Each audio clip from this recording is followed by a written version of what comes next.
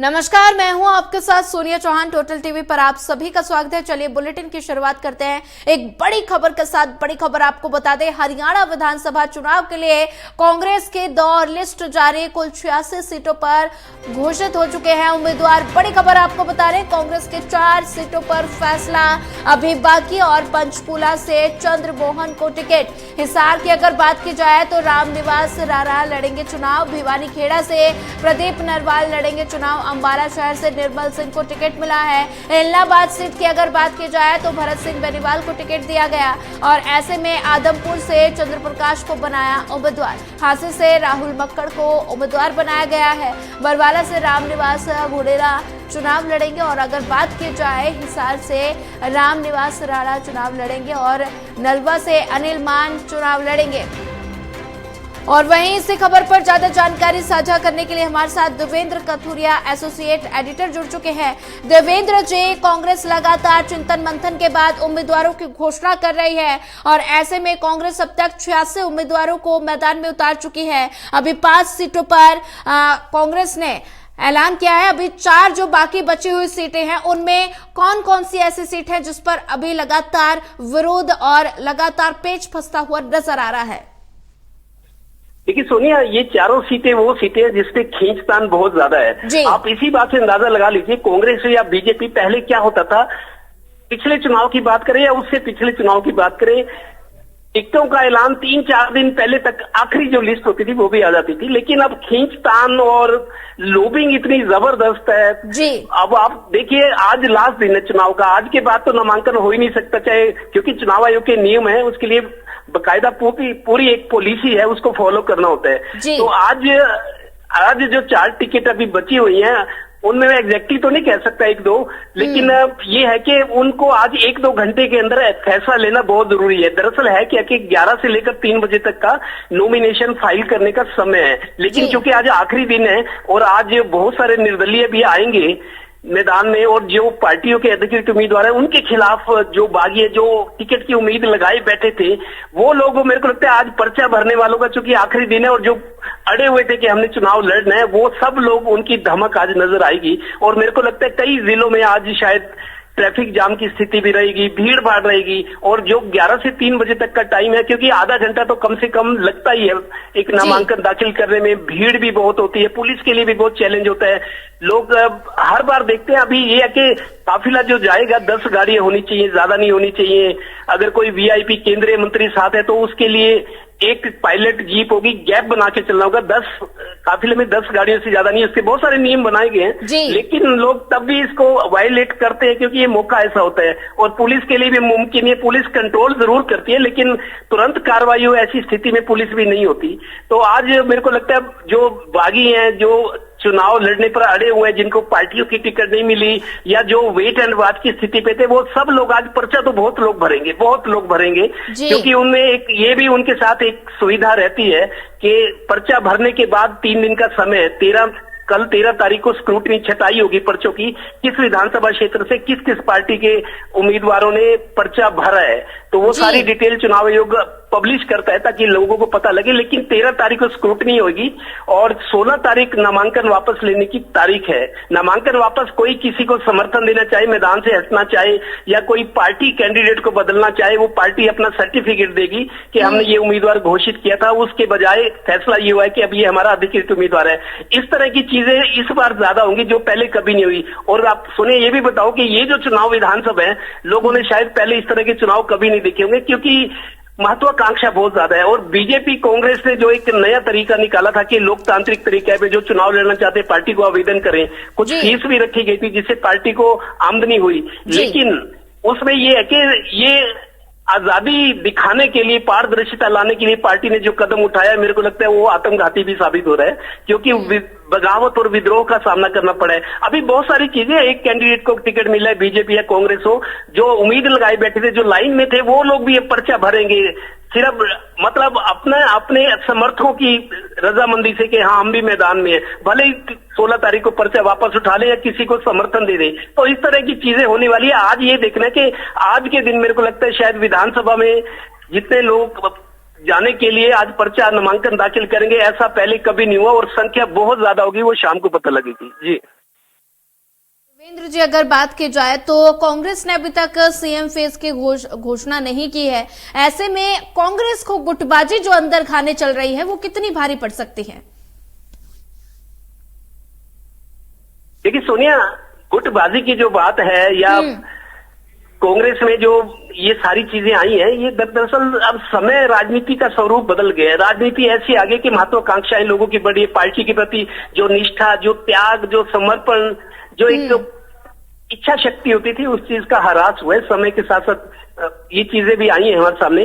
कांग्रेस के लिए गुटबाजी नहीं, देखिए कांग्रेसी किसी से पूछ लो भी आपकी गुटबाजी की, वो ये कहते हैं कि हर आदमी पार्टी के लिए काम कर रहा है। गुटबाजी भले ही मतभेद हो, लेकिन हम सब लोग पार्टी के लिए काम करें। और कांग्रेस के गुटबाजी को बढ़ावा देने वाले नेताओं और कार्यकर्ताओं के लिए एक सामने आईना भी है कि 10 साल से आप सत्ता से बाहर हो, 10 साल हो गए। ये एक मौका है, अवसर है, जब कांग्रेस को मौका मिले कि बीजेपी को टक्कर दे सके। लोग कांग्रेस की बात कर रहे हैं, दावा कर रहे हैं कि कांग्रेस की सरकार आ रही है, क्योंकि एंटी इनकम्बेंसी वाला फैक्टर बहुत बड़ा फैक्टर है बीजेपी के लिए। और दूसरा, बदलाव का जो एक मानवीय स्वभाव होता है कि 10 साल की सरकार है। हरियाणा में अभी तक कोई सरकार तीसरी बार आई नहीं है। मैं ये नहीं कहता कि बीजेपी नहीं आ सकती, लेकिन अभी तक का जो 54-55 साल 1966 में हरियाणा बना था, 34 और 24 58 साल ये जो हो गए हैं, इसमें कोई सरकार रिपीट नहीं हुई। लेकिन एक इस बार इस सरकार में ये भी है कि 1 दर्जन के विधायक, बीजेपी जिनकी सरकार है, 1 दर्जन विधायक हैट्रिक पर हैं जी। थे तो 17 है, उनमें से कुछ का टिकट कटा है, तो करीब 1 दर्जन बीजेपी के विधायक हैट्रिक पर हैं। अगर वो हैट्रिक बनाते तो ये भी एक अलग रिकॉर्ड होगा। हरियाणा में ऐसा पहले शायद बहुत कम हुआ होगा। बहुत कम ऐसे विधायक है जो लगातार तीसरी बार जीते हैं। भूपेंद्र हुड्डा हो या अनिल विज हो, 2-4 नाम ऐसे हो सकते हैं। कैप्टन अजय यादव रेवाड़ी हैं, 5-4 को छोड़ दे तो बाकी ऐसा कम हुआ है कि कोई लगातार तीसरी बार विधायक बना हो या लगातार सरकार रिपीट हुई तीसरी बार जी। मनोहर लाल कल यहाँ पानीपत में आए हुए थे, वो कह रहे थे जी ये पहली बार होने जा रहा है कि हरियाणा में बीजेपी सरकार रिकॉर्ड बनाएगी, तीसरी बार सरकार बनाएगी। लोग देख चुके हैं, लोग परख चुके हैं, लोग अपना फैसला दे। ख्याल ये राजनीतिक दावे हैं। कुल मिला के ये है कि कांग्रेस की गुटबाजी की जहां तक बात है, गुटबाजी का देखिए असर तो पड़ेगा, लेकिन ज्यादा आक्रामक नजर आई गुटबाजी, ज्यादा घनी नजर आई तो आप समझिए पार्टी को नुकसान तो होगा, जबकि पार्टी के लिए माहौल बना हुआ है। कांग्रेस दावा करे इस बार सरकार बना रहे हैं, फैक्टर कांग्रेस के हो, बदलाव वाली बात हो, या तीसरी बात ये हो कि 2014-2019 में कांग्रेस इतनी मजबूत नहीं थी जितनी आज है। सत्ता की दावेदारी उसकी पुख्ता है। तो ये 3 कारण है मेरे को लगता है जिससे बीजेपी को सियासी नुकसान हो सकता है, जो चीजें कांग्रेस के पक्ष में जा रही है। दोनों बड़ी पार्टियों में मुकाबला, लेकिन गठबंधन भी 2 साथ ही हैं, वो उलटफेर की स्थिति में है। हो सकता है जैसे इनेलो है, उनका सिरसा में हिसार, फतेहाबाद, उस एक क्षेत्र विशेष में उनका दबदबा है, वहां से कुछ इनेलो को सीटें मिल जाएं या जेजेपी को कुछ, वो मतलब गिनती में रहेंगी बस। लेकिन उलटफेर की स्थिति जरूर रहेगी। आम आदमी पार्टी भी अलग से चुनाव लड़ रही है, हालांकि आम आदमी पार्टी कमजोर है पहले की अपेक्षा। पिछले चुनाव में लोगों ने कुछ साथ दिया था, लेकिन पार्टी के जो पदाधिकारी बदले, कोई सिस्टम नहीं है जो पार्टी में काम करे। आम आदमी पार्टी मैंने देखा है इस चुनाव में, हालांकि अलग लड़ी है पार्टी, लेकिन बहुत सारे लोगों ने हाथ खड़े कर दिए कि हम चुनाव नहीं लड़ेंगे, हमने पार्टी को बोल दिया है। ऐसी स्थिति में जिनको टिकट नहीं मिल रहा कांग्रेस या बीजेपी के, उनको पार्टी का ठप्पा चाहिए, तो आम आदमी पार्टी उनके लिए तैयार बैठी है, इंतजार करिए कि आओ हमारे पास टिकट है। जो काम 2019 में हालांकि जेजेपी ने किया था, लेकिन उस टाइम हालात और थे। जेजेपी के सामने कांग्रेस और बीजेपी थी जी। वो जेजेपी नई पार्टी बनी थी, कांग्रेस और बीजेपी थी, किसके साथ जाए, वो हालात और थे। लेकिन आज के हालात और हैं, जब आम आदमी पार्टी बहुत कमजोर है, नेताओं पे मुकदमे है, जेलों में है, मनोबल ज्यादा नहीं है, मनोबल टूटा हुआ है, बस चुनाव लड़ना है। आम आदमी पार्टी के पदाधिकारियों कार्यकर्ताओं में ये है, तो थोड़ा सा वो वाला उत्साह नहीं है जो पहले था। ऐसी स्थिति में टिकट के लिए जो इंतजार कर रहे हैं कि पार्टी से नहीं मिली, नेशनल पार्टी से, चलो भाई टिकट मिल जाती, एक ठप्पा लग जाएगा कि पार्टी से चुनाव लड़ रहा है, उसका फायदा ये मिलेगा कि कुछ स्टार प्रचारक मिल जाएंगे, एक नाम हो जाएगा। तो कुछ लोग ऐसे हैं जो निर्दलीय चुनाव लड़ने की तैयारी कर रहे थे, उनको ले कि पार्टी का टिकट मिलता है तो चलो पार्टी का ठप्पा तो लग जाएगा, रिकॉर्ड में तो आ जाएंगी चीजें विधानसभा के चुनाव के और पार्टियों के कौन कहाँ कब था। तो ये सारी स्थितियां बनी हुई हैं जी। भारतीय जनता पार्टी ने अपने 90 सीटों पर उम्मीदवार मैदान में उतार दिए हैं और ऐसे में लिस्ट जारी होते ही बगावत के सुर तो देखने को मिले ही थे, विरोध भी देखने को मिला, नाराजगी भी देखने को मिली। अगर बात की जाए जो नेताओं की बेरुखी है, भारतीय जनता पार्टी को कितने नुकसान पहुंचा सकती है? देखिए Sonia, Bharatiya Janata party with the difference का टैग लगाए हुए थी। हालांकि ये चीजें अब नहीं चलती, समय बदल गया है। समय बदल गए तो पार्टी विद द डिफरेंस या मर्यादा में रहने वाली पार्टी, अनुशासित पार्टी, ये तमगे लगे हुए थे बीजेपी को। लेकिन समय का असर बीजेपी पर भी पड़ा है जी। तो सोनिया, ये है कि समय का असर पड़ा है और जो बीजेपी में रामविलास शर्मा जैसे कदावर नेता, जो पार्टी की नीतियां बनाने में उनकी भूमिका होती थी, प्रदेश अध्यक्ष कई बार मंत्री रहे, उनको टिकट कट गया, वो भी बगावत पे उतर आए। जिस तरीके से उन्होंने अल्फाज यूज किए, पार्टी को चैलेंज करने की कोशिश की अप्रत्यक्ष तौर पर, तो ये सारी चीजें हुई और पार्टी ने भी कड़ा रुख अपनाया है। रामविलास शर्मा का टिकट काट दिया। गोपाल कांडा, जिन्होंने 5 साल तक समर्थन दिया बीजेपी को सिरसा से, सरकार के साथ रहे, जब भी अविश्वास प्रस्ताव आया विधानसभा में 2 बार, तो गोपाल कांडा बीजेपी सरकार के साथ खड़े थे। तो गोपाल कांडा को भी अलग छोड़ दिया गया है। तो बीजेपी ने सख्त रुख अपनाया है उन लोगों को जो पार्टी को चैलेंज कर रहे थे। जी बात की जाए देवेंद्र कथुरिया जी लोकसभा चुनाव की, तो लोकसभा चुनाव में कांग्रेस ने 5 सीटें हासिल की थी, जिसके बाद कार्यकर्ताओं में कहीं ना कहीं कॉन्फिडेंस, जोश वो दिखाई दे रहा था, जो अब भारतीय जनता लगातार कांग्रेस में अभी भी दिखाई दे रहा है। लगातार कांग्रेस पूरे कॉन्फिडेंस में दिखाई दे रही है, पूरी रणनीति के साथ आगे बढ़ रही है और ऐसे में कांग्रेस के जो कार्यकर्ता है वो चुनावी मैदान में उतर चुके हैं। तो कांग्रेस किस रणनीति के तहत अब ये विधानसभा चुनाव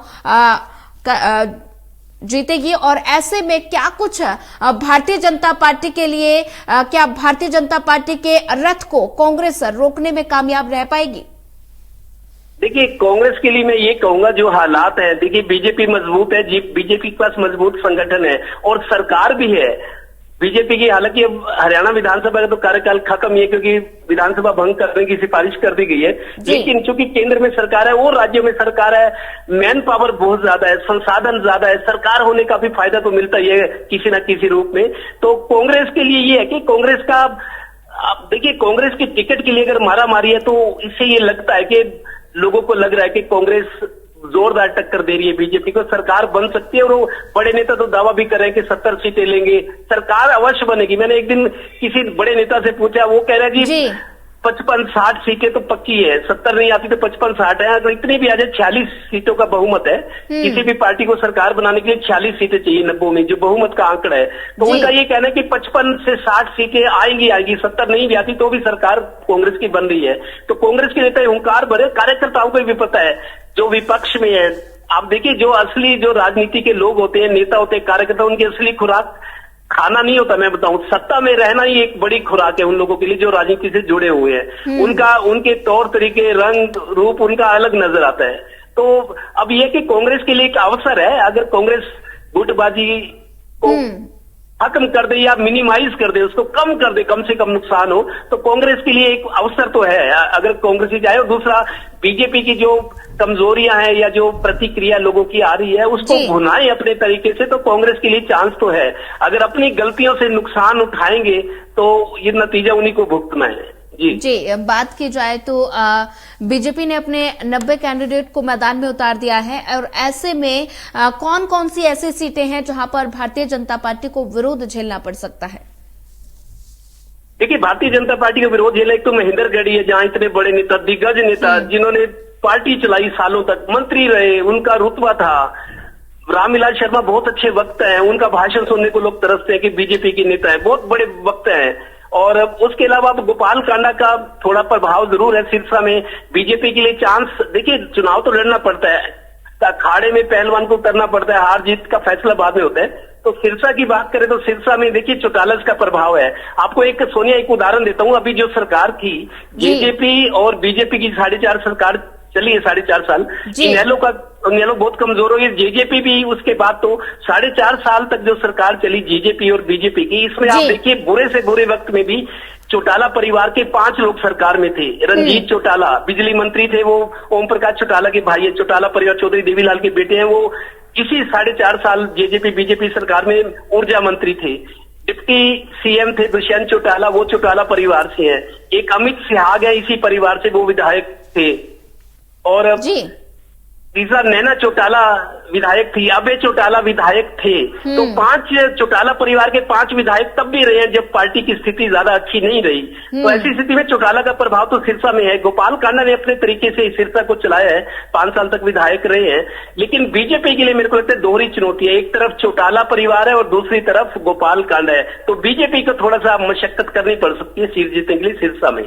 जी, अगर बात की जाए तो भारतीय जनता पार्टी में जिस तरह की प्रतिक्रियाएं आ रही हैं, बयानबाजियों का दौर लगातार जारी है और कहीं ना कहीं नाराजगी भी देखने को मिल रही है, तो ऐसे में कांग्रेस इसको कैसे भुना पाएगी? देखिए, वो परिस्थितियों पर निर्भर करता है। अभी चुनाव को 20 दिन तो पड़े हैं। आज नामांकन की आखिरी तारीख है। आज नामांकन की आखिरी तारीख है। कल आज के बाद नामांकन भरने के बाद जनसंपर्क तेज हो जाएगा। जो जो दावेदार है या जो उम्मीदवार बन चुके हैं और जो अभी दावेदार हैं कि पर्चा भरेंगे, वो सब लोग पब्लिक में जाएंगे, मीटिंगें करेंगे, अपने समर्थकों से बात करेंगे, लिस्ट बनाएंगे, किस तारीख को हमने किस एरिया को कवर करना है, किस तरह की बात करनी है, रैलियां होंगी, उनका रैलियों में भाषण किस तरीके का होगा। बहुत सारे चुनाव लड़ना बहुत टेढ़ा काम है। टेढ़ा काम इसलिए कि हर तरह की कुव्वत काबिलियत चाहिए चुनाव जीतने के लिए, चुनाव लड़ने के लिए। तो नामांकन से फारिग होने के बाद, अब नामांकन तो आज खत्म हो जाएंगे, उसके बाद रणनीति बनेगी कि 16 तारीख जैसे नाम वापस लेने की कोई मैदान से हटना चाहे या किसी के समर्थन में बैठना चाहे या अपना समर्थन किसी को दे दे या पार्टी कोई कैंडिडेट को बदल दे। एक चांस, ये 3 दिन का समय होगा 16 तारीख तक। अब नामांकन की प्रक्रिया आज खत्म हो जाएगी और शाम तक पता लग जाएगा, शाम के रात को पता लगेगा, क्योंकि आज नामांकन बहुत सारे होने हैं। तो उस तरीके से एक चुनाव, सोनिया, मैं समझता हूँ मैंने बहुत चुनाव देखे 30 साल की पत्रकारिता में, लेकिन ऐसा चुनाव पहले कभी नहीं हुआ जो इस तरह है। मतलब यहाँ पर जो पार्टी के प्रति निष्ठा, जो अपने जो मतलब पार्टी के प्रति निष्ठा होता है, जो त्याग होता है और समर्पण होता है, जो विल पावर होती है, वो चीजें अब गिरावट आ गई राजनीति में, चाहे वो बीजेपी हो चाहे कांग्रेस हो। स्वार्थ ज्यादा है। अब बहुत सारे लोग, मैं कांग्रेस में अभी चुनाव तो अब शुरू हुआ है, मैं कई लोगों को कहता था कि आप पार्टी के लिए अपनी टिकट की लड़ाई लड़ रहे हो। कई कांग्रेस नेताओं को मैं देखकर कहता था कि आप तो अपनी गुटबाजी की, अपनी टिकट की लड़ाई लड़ रहे हो कि मैं कैसे मजबूत हूँ, पार्टी की चिंता नहीं है। तो वो स्थिति सामने आ रही है। जी, बात की जाए देवेंद्र जी जुलाना सीट की, तो जुलाना से कांग्रेस ने अभी हाल ही में शामिल हुए विनेश फोगाट को चुनावी मैदान में उतारा। अगर आम आदमी पार्टी की बात की जाए तो आम आदमी पार्टी ने रेसलर को वहां से मैदान में उतार दिया, तो मुकाबला कितना दिलचस्प हो सकता है? देखिए, विनेश फोगाट चमकता सितारा है। उसके साथ ओलंपिक गेम्स में जो हुआ है, मतलब हमदर्दी मिली उसको कि किसी साजिश के तहत या दुर्भाग्यवश जो भी विनेश फोगाट के साथ रहा हो, उसका दुर्भाग्य रहा कि वो फाइनल में नहीं पहुंच पाई। उसमें क्षमता थी, लोगों को भरोसा भी था, या उसका साजिश, जैसा वो आरोप लगा रहे कि किसी साजिश के तहत ही सब हुआ है। लेकिन दूसरी आम आदमी पार्टी अगर लेसलर उतारा तो उसकी चमक के आगे तो मेरे को लगता है विनेश फोगाट का नाम है। लेकिन अब चुनौती बढ़ गई, क्योंकि बीजेपी ने एक कैप्टन को, रिटायर्ड कैप्टन बैरागी को उतार दिया मैदान में। तो बीजेपी भी कोशिश करेगी कि विनेश फोगाट ने, जब ये महिला पहलवानों का आंदोलन चला था, बीजेपी पर, सरकार पर बहुत तरह के आरोप लगाए थे गंभीर जी, बीजेपी पर के महिला पहलवानों का मतलब अपमान किया गया, गालियां दी गई, सड़कों पर घसीटा गया। तो विनेश फोगाट ने जो आरोप लगाए थे सरकार पर, अब बीजेपी ने एक ऐसा कैंडिडेट दिया, एक तरफ मिलिट्री का रिटायर्ड ऑफिसर है, एक तरफ विनेश फोगाट है, उनके सामने आम आदमी पार्टी के एक और रेसलर है। मुकाबला देखिए बीजेपी कांग्रेस में रहने वाला है बहुत सारी सीटों पे। आम आदमी पार्टी अच्छा प्रदर्शन कर सकती है, लेकिन मेन मुकाबला, मुख्य मुकाबला जो है, जो परिणाम है, मेरे को ज्यादा संभावना तो ये है कि बीजेपी कांग्रेस में से कोई जीतेगा। हालांकि विनेश फोगाट के साथ ये कि पहलवान है, एक साधारण घर में पैदा होकर संघर्ष करके ओलंपिक तक पहुंची, इतने मेडल जीते, नाम कमाया। अगर कांग्रेस ने उनको उतारा तो बीजेपी ने भी मजबूत कैंडिडेट दिया। फैसला जनता को करना है कि जनता का मूड क्या है। जी। ठीक है, देवेंद्र जी बने रहिए हमारे साथ।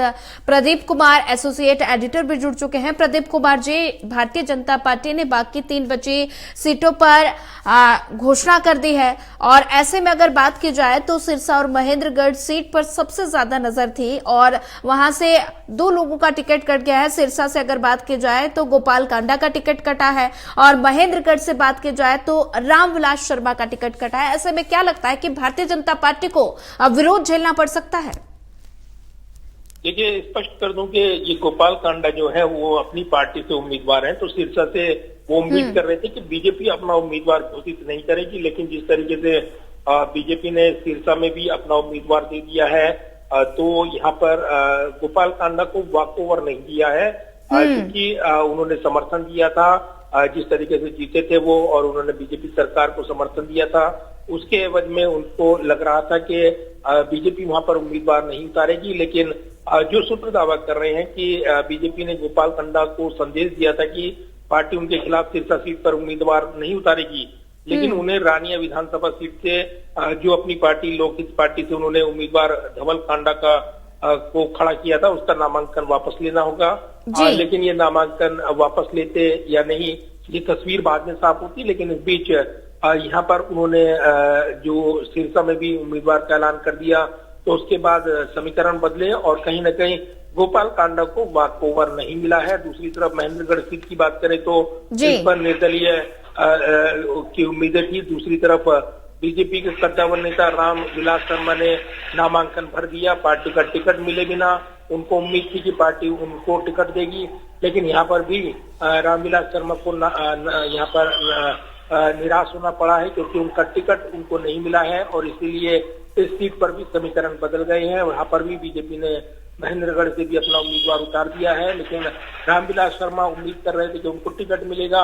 उन्होंने नाम की घोषणा से पहले ही नामांकन भरा था, लेकिन उनको टिकट नहीं मिला है, तो ये समीकरण यहाँ पर बनकर उभरा है।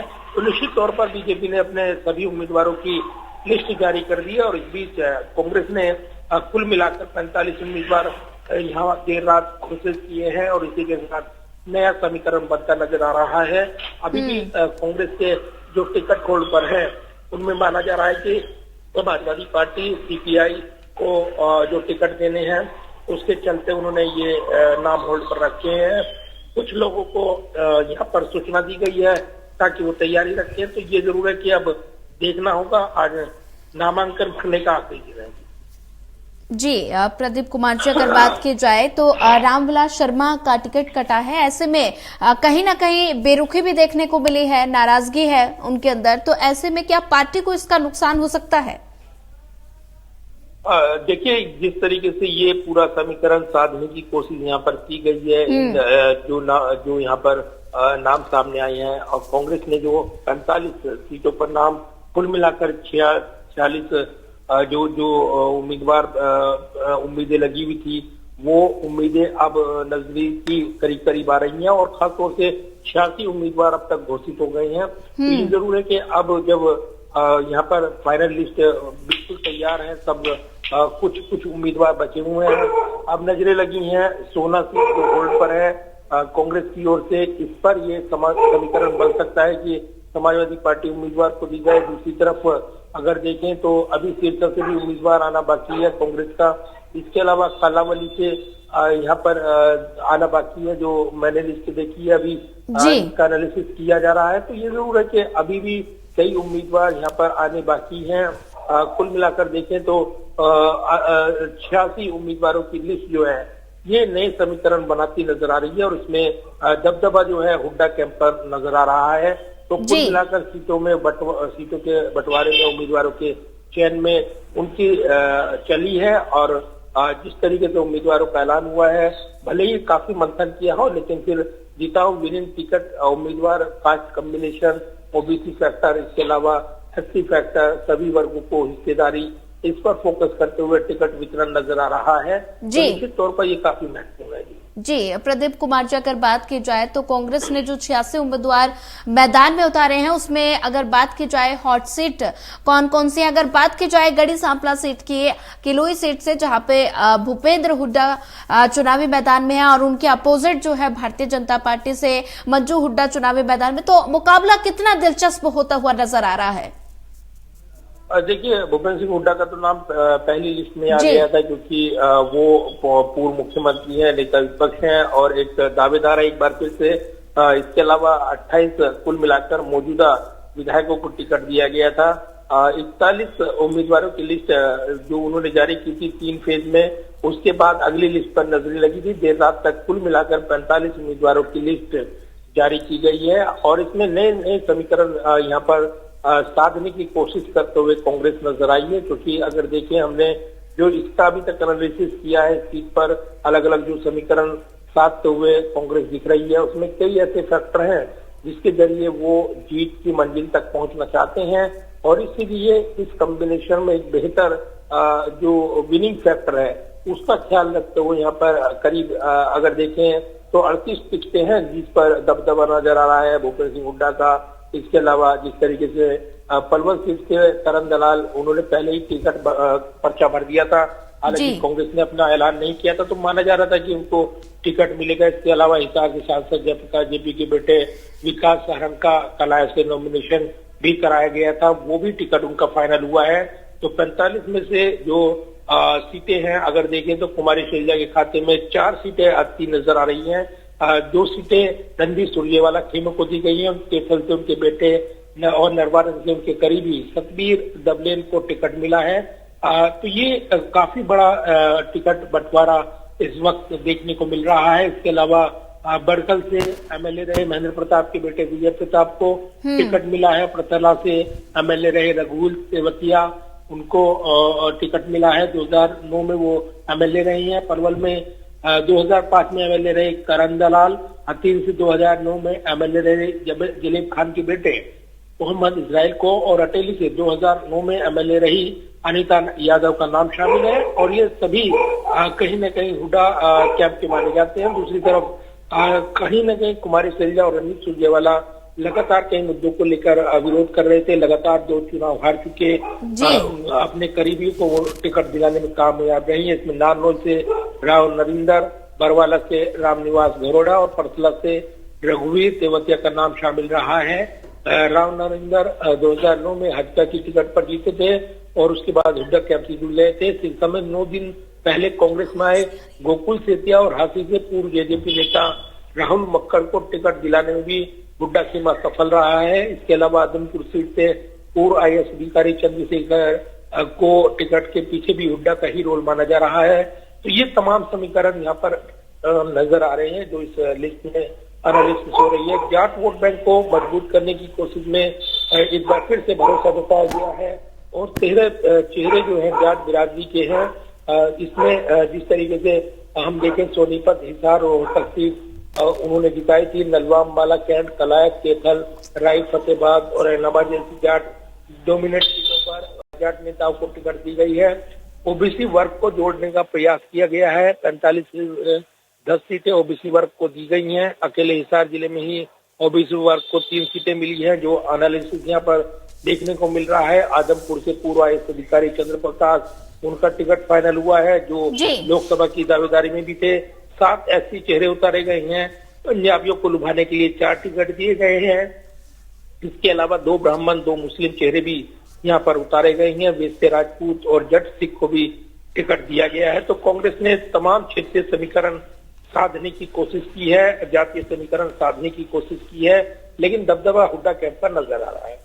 जी प्रदीप कुमार जी, ज्यादा जानकारी साझा करने के लिए आपका धन्यवाद। एसोसिएट एडिटर देवेंद्र कथुरिया भी लगातार बने होते हैं, आपका भी धन्यवाद।